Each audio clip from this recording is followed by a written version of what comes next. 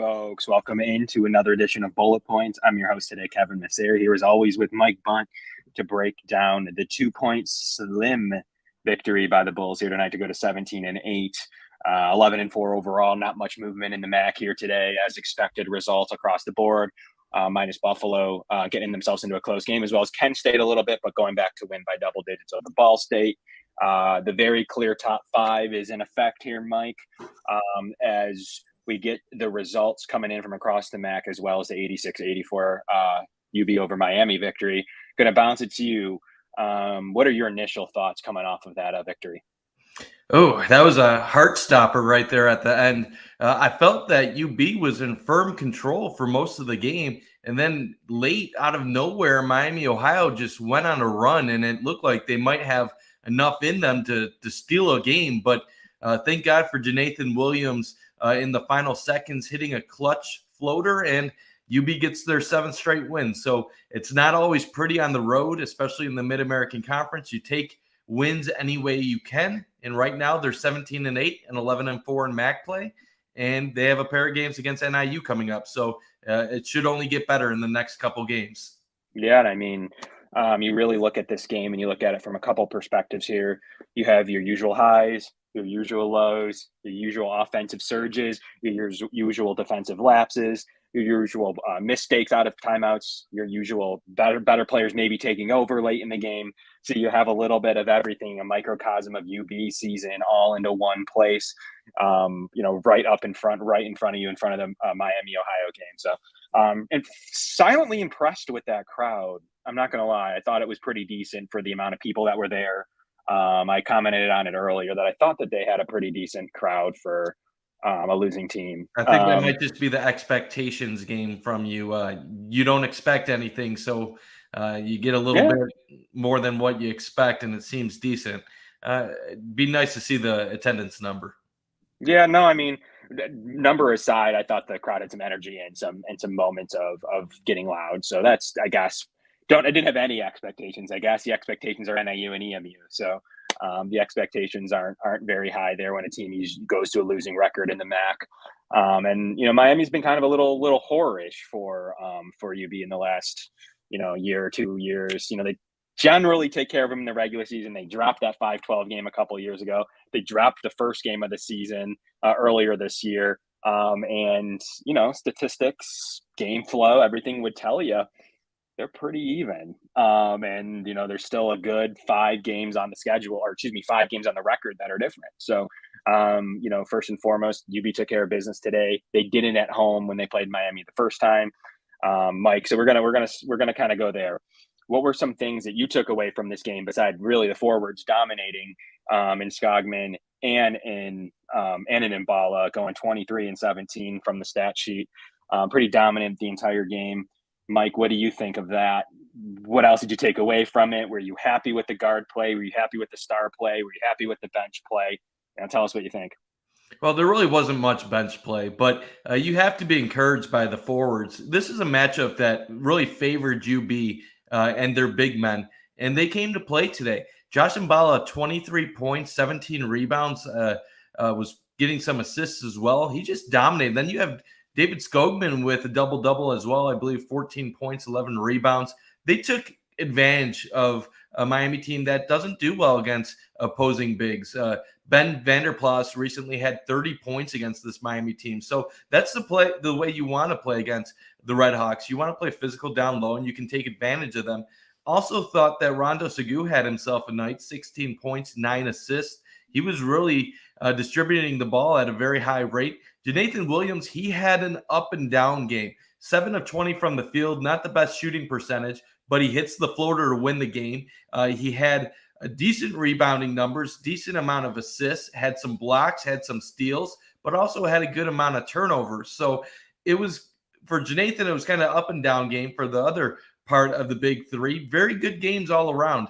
And I think if you're UB, you're encouraged, because in the Mid-American Conference tournament, you need more than just your guards to play well to win games. You need to have some post presence to step up. So very encouraged by that today. The one thing that is a little discouraging is what you mentioned earlier, Kev. This was a game of runs. UB at one point had a 16-2 run in the first 10 minutes of the first half. They were up 21-7. It looked like they were going to roll in this ball game. And then Miami had a 25-8 run. We've been saying all season, obviously basketball is a game of flow. You have ups and downs, and you hope you have more ups than downs in the end. But UB has to eliminate those 5-6 minute stretches where they're getting outscored by 17 points, or they're not 17, but where they're just struggling to score, because that really is what could kill them when it gets to Cleveland. Yeah, the stretches are going to kill them. So I think 25, was it 25-11, 25-8 at one point, Mike? 25-8 at one point, yeah. 25-8 at one point. So that's rocky. Let's just call it what it is. As you kind of tune up here, it's late February, right? This isn't early November. This is late February. You're playing your MAC opponents, who this team may not even make the tournament. I mean, they probably will sneak in at the 7, 8 seed. Could give a game to, maybe in Ohio or Toledo. I don't know. They have some talent. But quite frankly, they're on the outside looking in potentially to make a run into the tournament, let alone win a game in the tournament. And they seem to play UB pretty tough. So I think it's they have that kind of mantra of being able to score in big moments that has kind of hurt UB. Like, look at the game. They have good shooting. That's the thing that's tough about Miami. They're one of the best 3-point shooting teams in the conference, percentage-wise.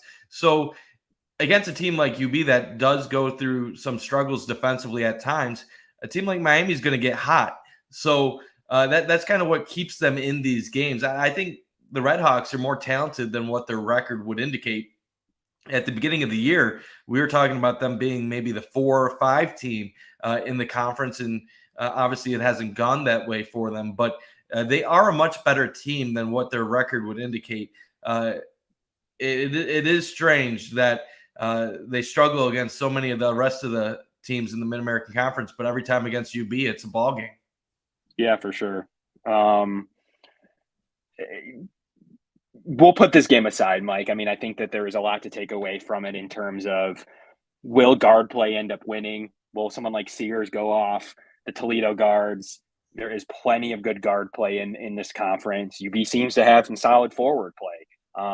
Jonathan's a wing. Some consider him a stretch forward. Some consider him a big guard, combo guard. Like, you could really go different ways on which you consider Jonathan. But if you consider him a forward, like he's labeled, or some form of small forward, the UB's forward play is very, very good. And then if you consider their guard play, which really is just Maceo Jack and Ronaldo Segu, there's some gaps there, right? Because as we've seen in stretches here, if they sit out and you bring in a Bruton, you have to bring in Jones off the bench, who's been okay in stretches. Where are you sitting at that stage? You're going to need to give the rests to your starters, and you're going to need to get way more from your bench. I like that they shrunk it a little bit today. They didn't play Brock. Hardnet's just been a liability. It had a lot of potential. Has 1 year left next year.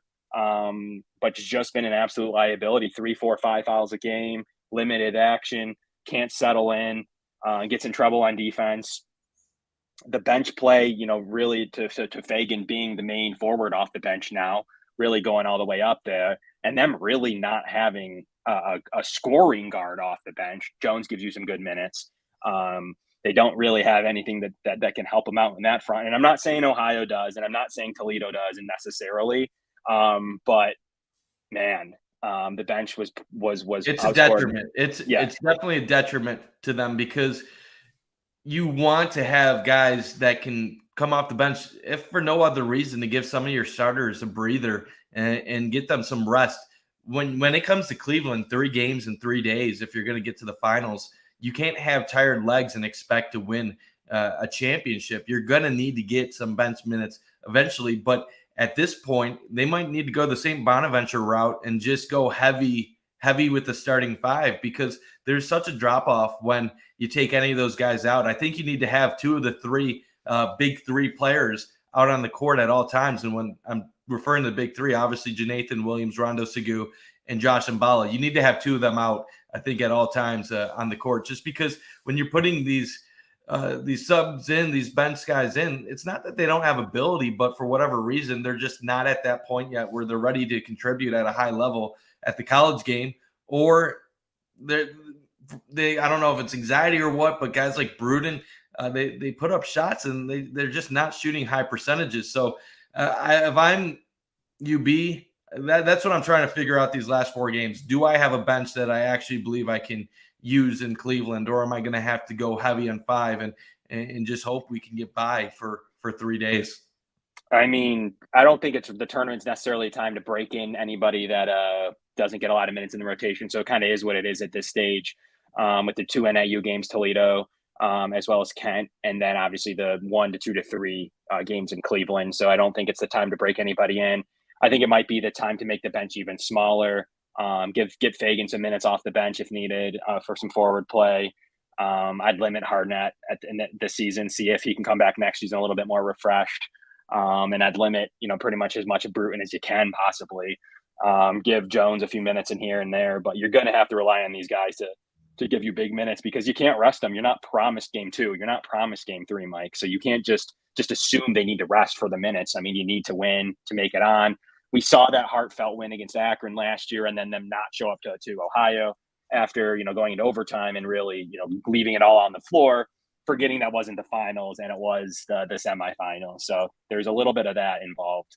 And like you mentioned, it's not like the rest of the benches in this league are that strong at the moment either. A lot of these benches are pretty weak overall. I mean, Smock for Ohio had 23 today, but you're not going to see that on a regular basis. I mean, if you're looking at UB right now, I'm kind of with you. Give Fagan some minutes. Get Curtis Jones in there to fill in for Rondo every once in a while. Maybe give a couple minutes here or there to Hardnett. But you're really not trying to make this a deep bench. Keyshawn, he'll get his minutes still because Coach Wetzel believes in him. But you're really hoping whenever he's in the game, don't chuck up 10 shots, don't turn it over. Just play a role and let the big guys take over.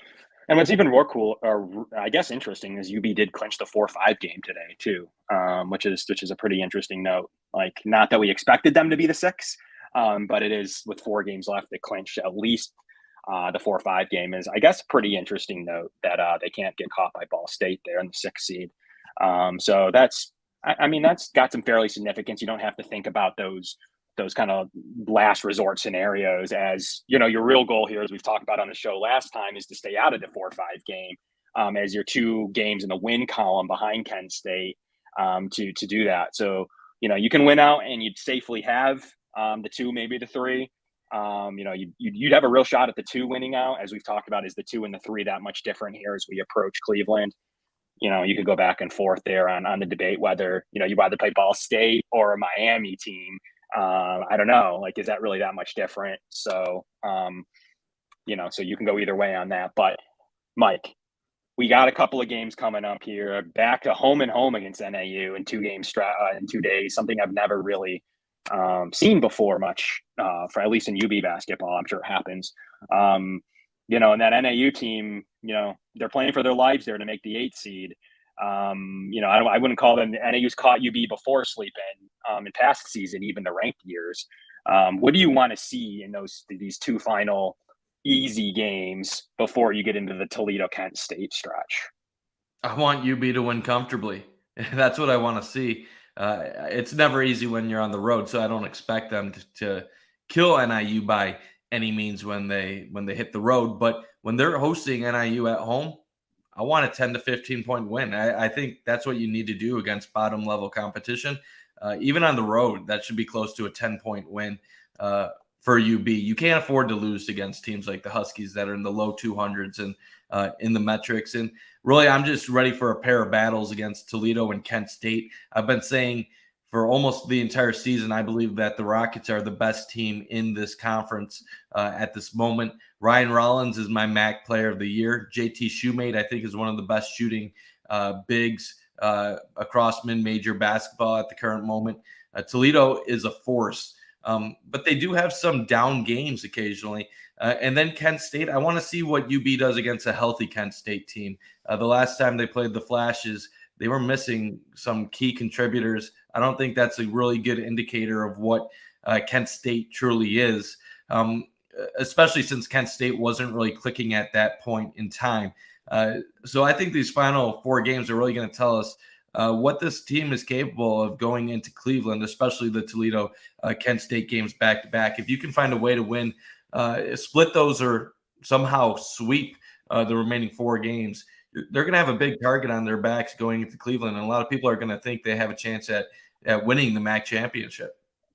Yeah, I mean, it's going to be a wild one, Mike. We're gaining in on 17 minutes here. Kind of wrap this up, kind of your expectations for this UB squad as we get into this stretch. Is it to go 4-0? Is it to go 3-1, 2-2? What's your expectation, and what's the absolute minimum UB can do to give you any confidence? Expectation is 3-1. You have to sweep NIU, and then you gotta try to split Kent State, Toledo. You can't lose to Kent and Toledo back to back and have a lot of confidence going into Cleveland. That would mean that you were swept by Toledo during the regular season. You lost to Akron. You lost to Kent. You split Kent, and then you lost to Ohio. That would be 0-2, 3, 4, 1-5 against 1-5, yeah. And then Akron, throw Akron in there. 1-6 so against that you gotta at least split these last 2 games and then sweep NIU. That'd get you at 20-9 and gets you at, I believe, 14-5 in conference. So that's the expectation if you want to have any confidence going to Cleveland. If you go 2-2 in these 4 games, yeah, it's still possible you could get hot in Cleveland and win the tournament, but it's going to be hard to feel confident in that manner.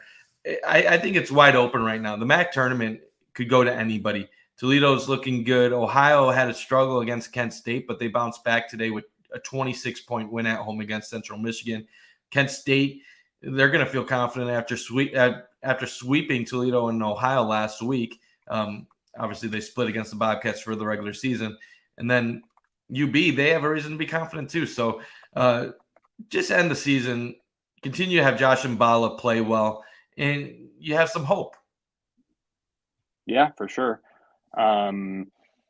Lots to hope for, lots to think about, Mike. We're going to be back at you. We'll probably come back at you, like we said now, at some point here, maybe after we'll let the dual NIU games go, and then we'll come back at you kind of with our expectations heading into that stretch here. So we'll probably come at you on Saturday is the plan right now.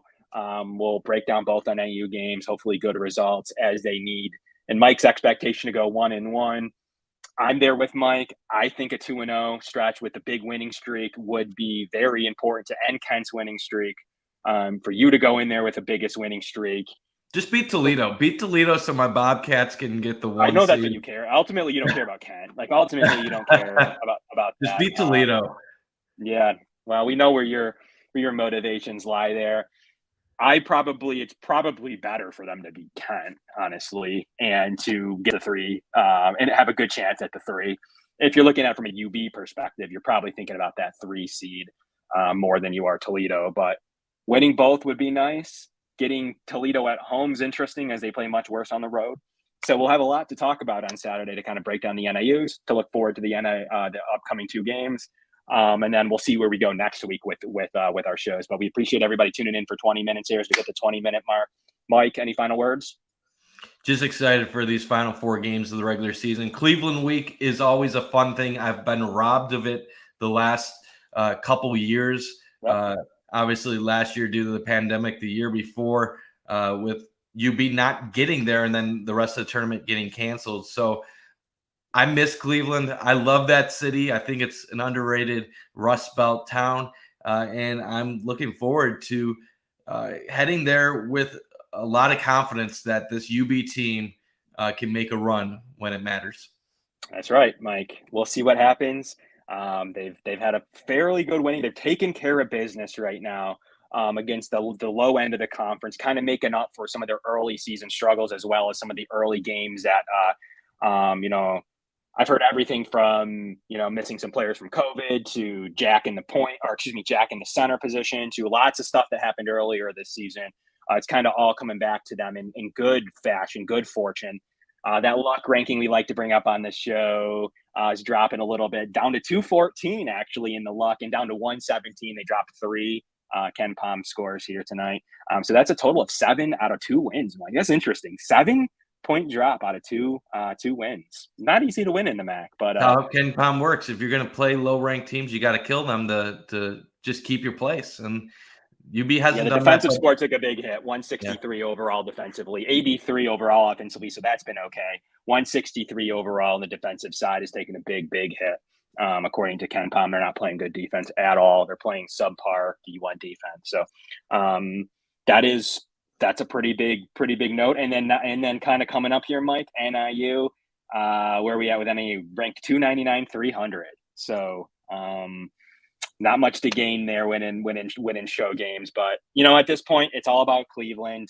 The rankings going down, winning. So it is what it is. It's all about trying to stick onto that 13 seed if you can run the probably three good wins. Unless you get Ball State again, you'd get 3 good wins. So, Mike, from Bullet Points, we look forward to bringing you guys some action this Saturday. Tune into that show. That's going to be a good one. We're going to recap everything to this point and then the 2 big games coming up. So, Bullet Point 716, Kevin Masseri, Mike Bunt, and we'll catch you in 5 days.